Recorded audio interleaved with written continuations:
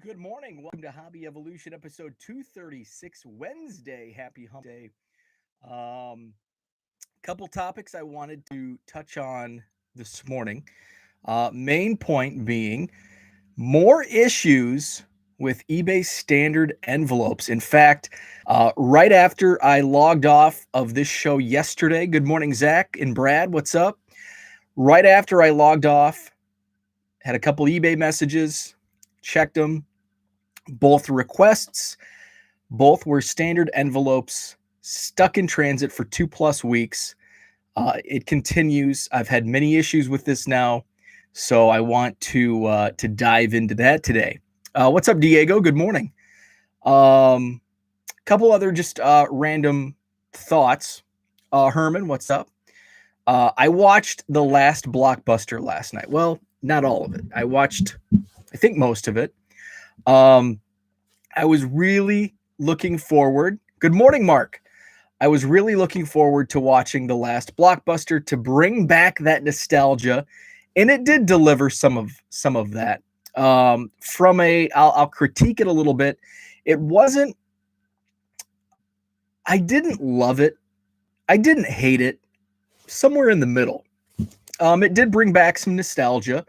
Um, I guess my issue with it was the plot line was, I don't know, it was like fighting with itself. The writing was fighting with itself between trying to play out the story of Blockbuster Video as well as document the last Blockbuster store left in the world in Bend, Oregon. And so it kind of went back and forth. The storyline was back and forth between the family basically that runs the store in Oregon, and also telling the history of Blockbuster Video, the birth of Blockbuster, how they made deals with the studios and basically wiped out the mom and pop shops, and then various celebrities sharing their own stories of hitting up the Blockbuster. So it did bring back the nostalgia. I stopped watching it at some point. I don't know if the halfway point. It was pretty long and drawn out. I thought it would. I think the Blockbuster story, or I think just the video store story, should be shared. I think that would make a great documentary because, you know, most, if not all of us, grew up renting videos, whether it be at Blockbuster. We had Family Video in the city near me growing up, and man, it just brings back those. There's a certain smell. You walk in the door, especially on a Friday night, and it was like the place to be on a Friday night. You walk in, and they've got the big screens on the walls, blaring the latest Michael Keaton Batman movie and Dick Tracy. And I'm running straight. I'm a kid, so maybe I've got friends coming over, so we are going over to the Nintendo section. We're gonna rent Road Blasters, or I'm gonna check out the WWF tapes, and we're gonna rent the first 3 WrestleManias on VHS. And it's just, everybody's in there. It's a happening place, and to see some of the clips of the last Blockbuster store, it's just obviously a shell of its former self. But it was good. It brought back some nostalgia. It was kind of drawn out. It was the storyline kind of fought with telling the Blockbuster story with the last store, and I it didn't really gel. I guess that's my critique. But it was fun. First VHS I watched was The Natural. That's a good thought. Now I'm trying to think, Zach. I'm glad you brought that up.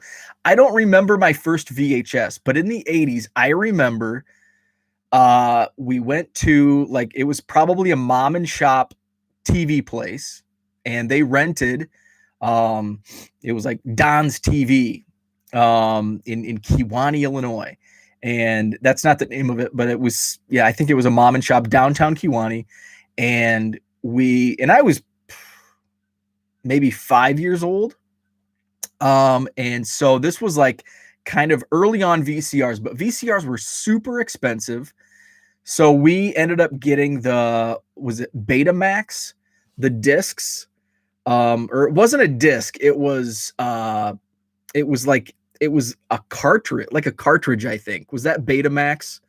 Um, and I remember we bought the player and we got Pee-wee's, the first Pee-wee's Big Top, or whatever the first Pee-wee Herman movie was, in another movie. Took it home. It didn't work.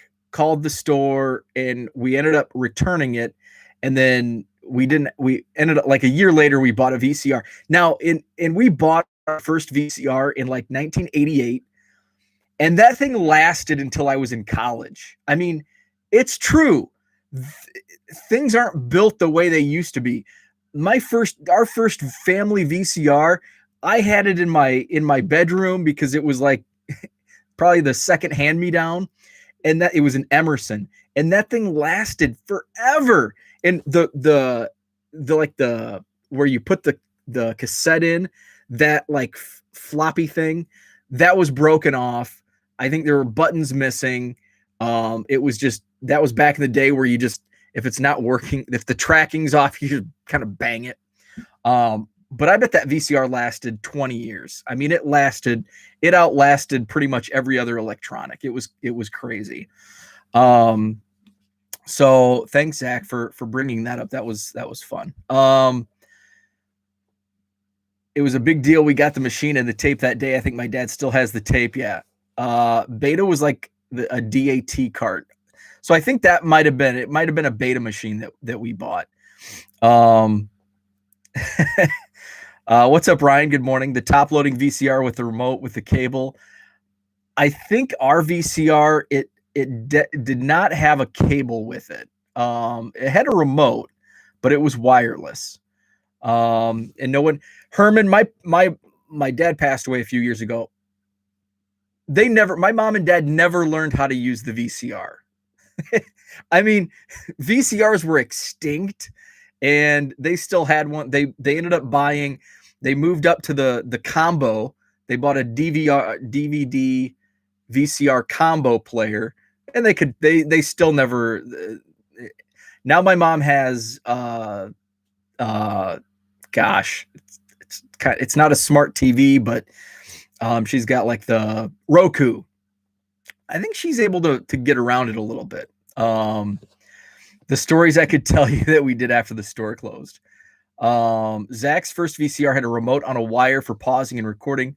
My dad recorded Bears games and edited out the commercials. Very cool. That's awesome. Did I miss any chats? So I want to talk about eBay's standard envelope shipping. You know what I hated? that effed up Topps Hobby box I opened. So George opened up a Topps Hobby box. It got there. Awesome. Oh, by the way, my Topps Heritage, you didn't see me rip anything last night because they didn't come. They made it. So my Topps Heritage blasters, I bought 3 of them from Target. 3 of them arrived. The 3 arrived at the local depot, UPS depot, on Monday night, but they did not get placed on a delivery truck Tuesday morning. I got an update from Target that said they'll be delivered today. So I'll check tracking to make sure. So hopefully tonight after work I can rip into those Heritage blasters. Wow, Herman. So I'm going back, and Herman says he went back and checked all his standard shipments. 15 have left positive feedback, but tracking still shows not delivered. That gives me a really uneasy feeling, because eBay will not side with you. And I had a friend who, and I've read differing stories on this. So my friend Brandon had this happen where the tracking never showed delivered. Case was opened. He refunded the money. That's the process. And then you file like a claim, and like insurance pays it out. Now, since it did not show delivered, he was not given a refund. So that's what concerns me, is so many of these, and Herman, I have the same, where people are leaving positive feedback. I don't check a lot of them, but I have checked a few that never show delivered, but I've received positive feedback. So my concern is I'm going to be out this money. So I've already changed my strategy with using standard envelope. So after the show yesterday morning, I had 2 claims of items not received. They're still stuck in Milwaukee, in transit, and it's been going 2+ weeks. One of them was just an eBay message. So I think I trust the messages for items not received more than just opening up a claim. So I responded. I said I'll open up. So I opened up lost mail claims on the post office website. I don't know. I've done it twice, and each time they've started moving after I opened that claim. That could just be coincidence. I don't know. But they did end up showing delivered. And the one I had to refund, eBay like filed in the buyer's favor after the tracking was wiped. It's a mess. And I understand. I tweeted my anger with it yesterday, and I had a lot of people saying, well, it's better than the alternative. But the issue is it? I'm moving so much volume that I'm spending a lot of time chasing my tail. Time that I could be getting a lot of shipments out and not be behind on shipping or listing more items. So it's the concern I have isn't with, well, yeah, eventually I might be able to get my money back and it's no guarantee. My issue is I'm spending a lot of time dealing with, replying to eBay messages, replying to cases. And when you reply to a case, you've got to have all the information. I have to open up lost mail claims. That takes time. And now I'm going to have to monitor these cases. And if I end up having to refund the money, now I'm going to have to go file either an appeal or the insurance process, and it takes more time. And this is just with 2 cases, and I've had previous cases as well. So it's not really the fact is, well, yeah, eventually I'll get my money back. It's not like this is happening once or twice. 2 times yesterday. It happened on Friday. It happened earlier last week. It's constant.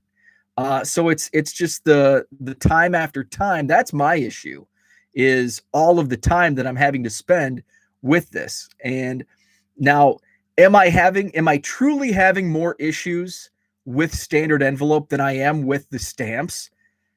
It feels like it anecdotally. I don't have the stats to back it up, but I am receiving more items not received claims and messages of items not received using the standard envelope than I am with the regular stamps. Also, it's not like it's somebody monitoring the tracking, and it's eBay says this is going to be delivered by March 10th and it's March 12th. I haven't got my item. The tracking shows not, still in transit. No, this is both of the cases that were opened yesterday were 2+ weeks. 2+ weeks. So they weren't just sitting in watching the tracking on a daily basis. They waited 2 weeks before reaching out. So who knows? Dear eBay, Bo is spending too much time on your crappy system.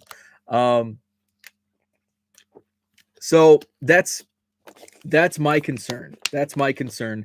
So I've already changed my strategy, and I thought maybe I'm just going to do it until these issues get, until there's a more streamlined plan. eBay hasn't really given us a plan. It's just they rolled it out under the cloak of darkness, and here you go. Here it is. We don't know. We're not going to tell you how it works. Heck, we don't even know how it works. So I changed my strategy. I was going to do away with it altogether. I'm still I am going to do away with it this week. I'm not using it. Basically anything up to like 10, 11 bucks. I'm still going to ship in a white envelope like I would with standard envelope, but they're just going stamps. And if somebody claims it's not received, hopefully nobody's watching that would do that. If they claims it's not received, and I guess I'll just have to refund the money, and and do away. And if I start receiving a bunch of non-receipt requests, then I'm going to have to go back to, well, anything priced at X amount or more is just going bubble mailer. And I'll still do that. If it's over 10, $11, it's going bubble mailer. I'm not using standard envelope this week. I did away last night. I had a couple shipments that would have went standard envelope. And I think they were $7, $8. Normally I would have sent those with the tracking. But I didn't. I just put them on the stamped envelopes. So I'm, once, we'll see how it, if these end up, going through and everything's okay, and maybe I'll reconsider. But I think for the time being, at least the rest of this week, I am not using the standard envelope because it's kind of causing a backlog, and it's grinding my gears. It's what's grinding my gears this morning.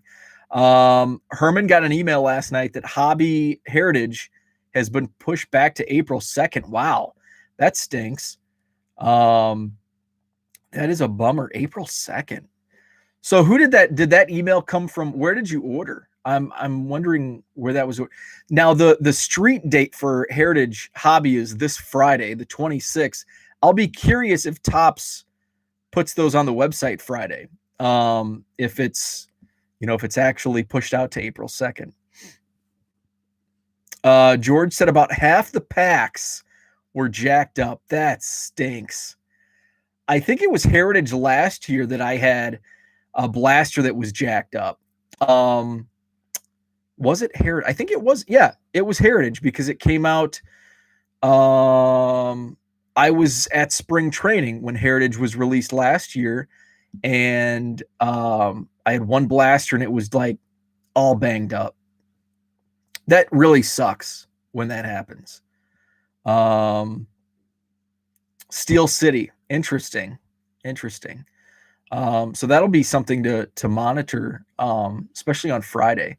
I think that's what I had. I got on my soapbox about Blowout still has it as Friday. Yeah, I'm not sure. I haven't. I heard a couple of things about the release. Interesting. I don't think I have anything else today. What's up, David? David Adams still says the 26th. Really? Huh.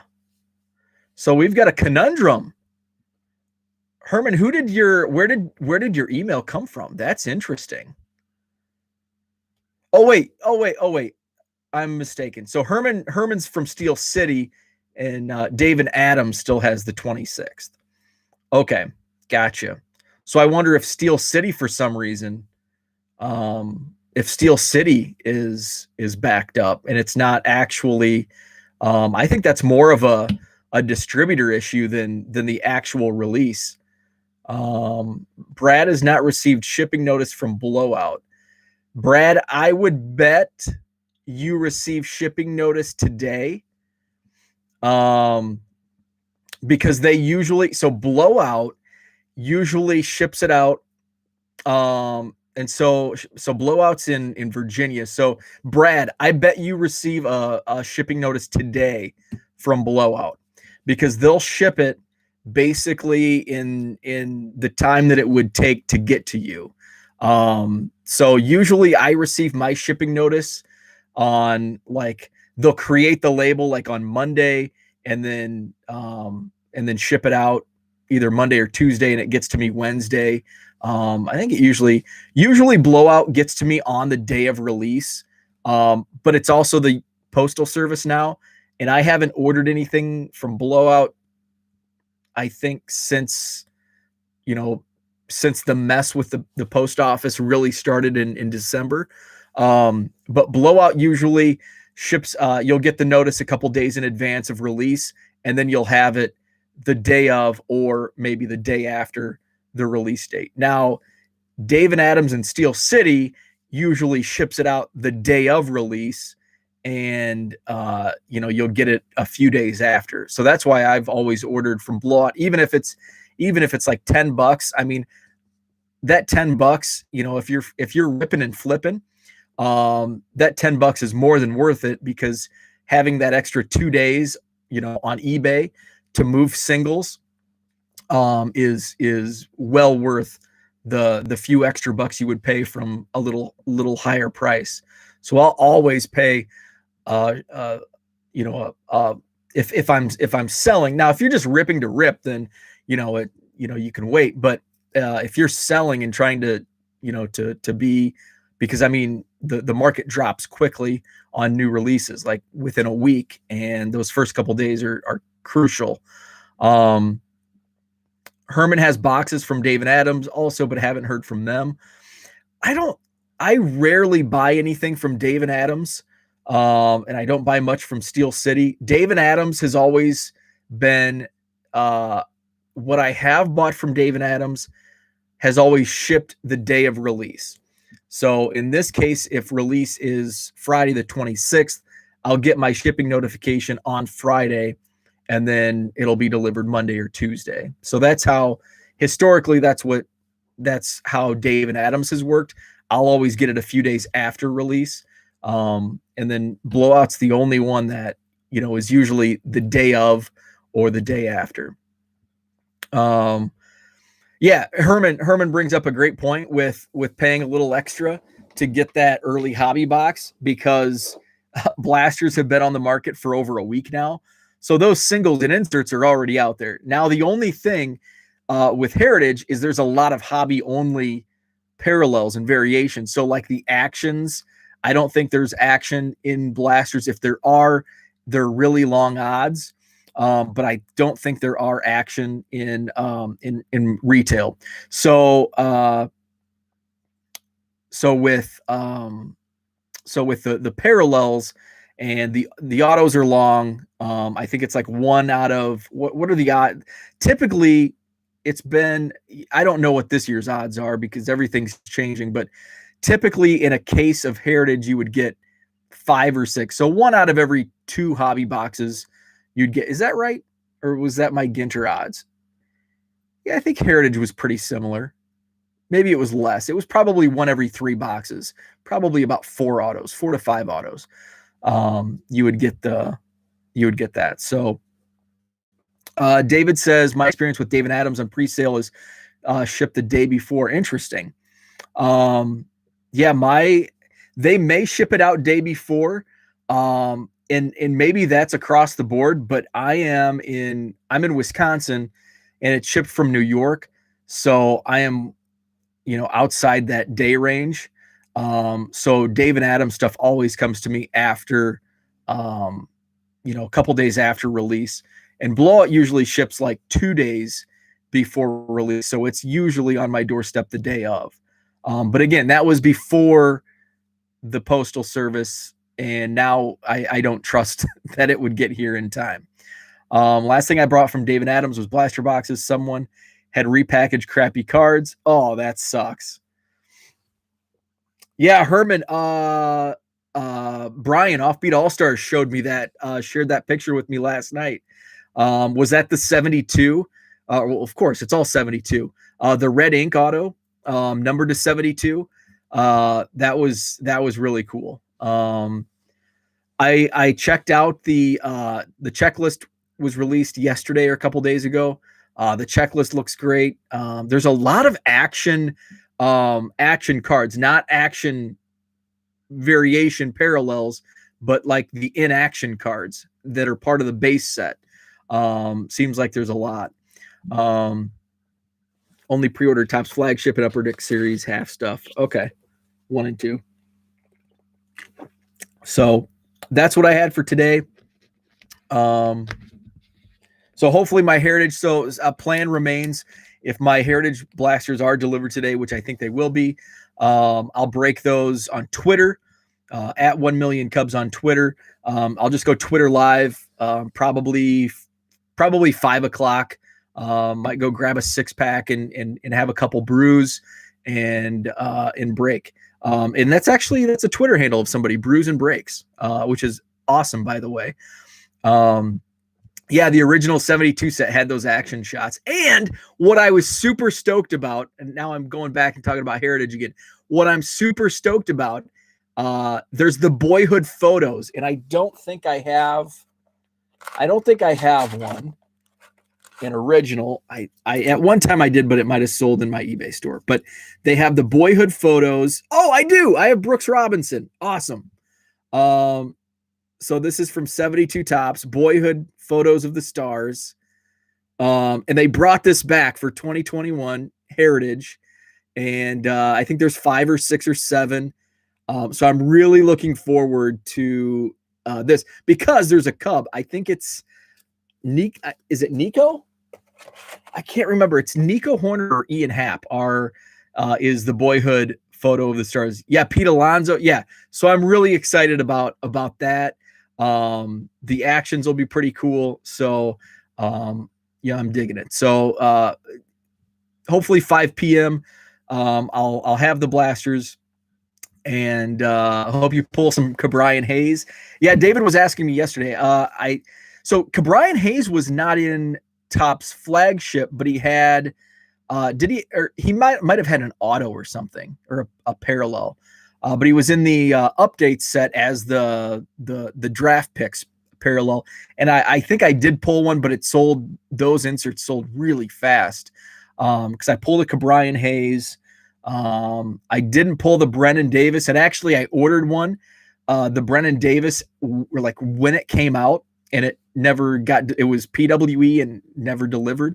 But I ended up getting one in a trade package just like within a month ago. So so that is cool. Okay, that is why I did not see him. Hayes had chrome pack cards. Okay. Oh, that's right. The silver packs. Okay. So that's what I had for today. Appreciate it. Thanks for the chat. And stay tuned. I'll have hopefully 3 blasters to break tonight. And we'll do that on Twitter Live at 1 Million Cubs. 1millioncubs.com, the website, 99centcards.com is the eBay store. Brad is coming up next on the Texas Card Dude channel.